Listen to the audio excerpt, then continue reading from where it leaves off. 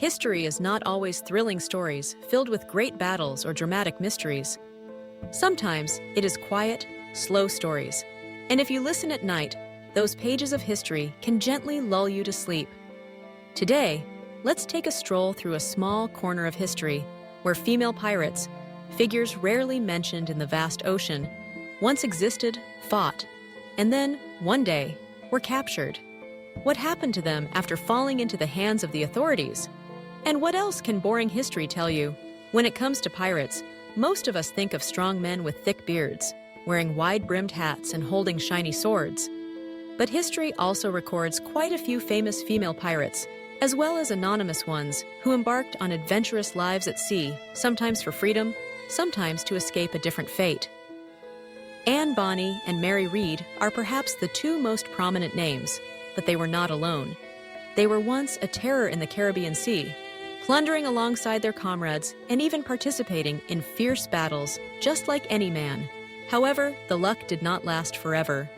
Under the pressure of the British, French, and Spanish naval forces, many pirate gangs were captured. So what happened to the female pirates after they were caught? The answer is actually quite boring and not as dramatic as many people imagine. In the world of the 1600s, 1700s, women did not frequently appear on ships and were even rarer in the role of pirates. When captured, women were often tried separately and sometimes treated differently from their male counterparts. Some were pardoned because they were women or because they were pregnant, as in the cases of Anne Bonny and Mary Read. At that time, English law stipulated that pregnant women could not be executed. So many female pirates, when captured, claimed to be pregnant to delay their death sentences. Sometimes, this gave them more time or even led to a reduction in their punishment. However, most female pirates, after being captured, would be imprisoned while awaiting trial. If convicted, they could face long prison sentences, exile to colonies, or in rare cases, hanging like their male counterparts. But many also disappeared from historical records, their names remaining only as faint lines in old prison registers. Life in an 18th century prison was far from pleasant. Cold stone walls, scarce food, rampant disease, these were what many female pirates had to face after being captured. Some, if they were young and healthy, could be forced into hard labor in distant colonies such as Jamaica, Barbados, or even Australia, where life was almost a life sentence. Sometimes, society becomes curious about female pirates. Newspapers at that time often published thrilling stories about them, embellishing with imagination, describing them as strange, strong, or even seductive women. But in reality, their lives after being captured usually quietly fade into oblivion. There are no spectacular prison breaks, no dramatic revenge scenes.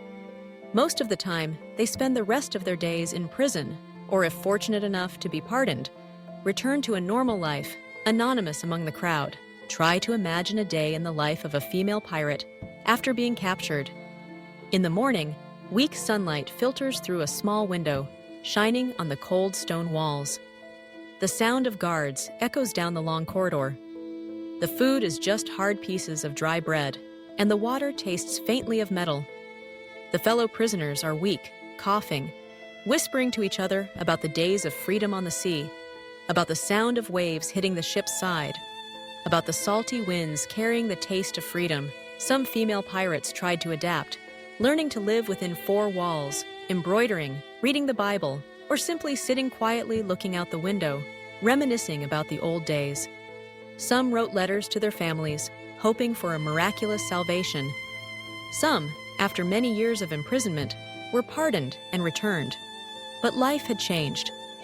They were no longer fierce female warriors of the sea, but just old, gaunt women carrying memories of a past adventurous time.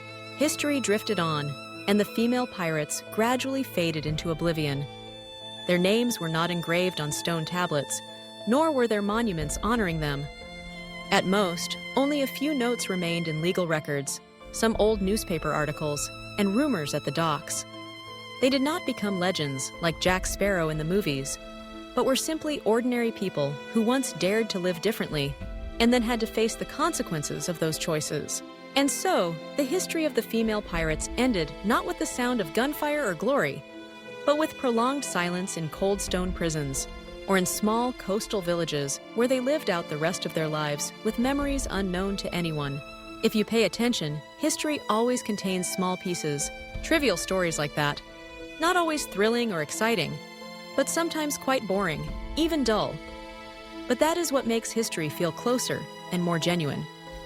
It is not only the story of heroes, but also the story of ordinary people who once had dreams, once struggled, and then were swept away by the flow of time. So, when you lie down and close your eyes, let those gentle, quiet stories lull you to sleep. History, no matter how boring it may be, is a part of humanity. And sometimes, it is precisely those ordinary, unremarkable things that make us feel the most peaceful in the stillness of the night.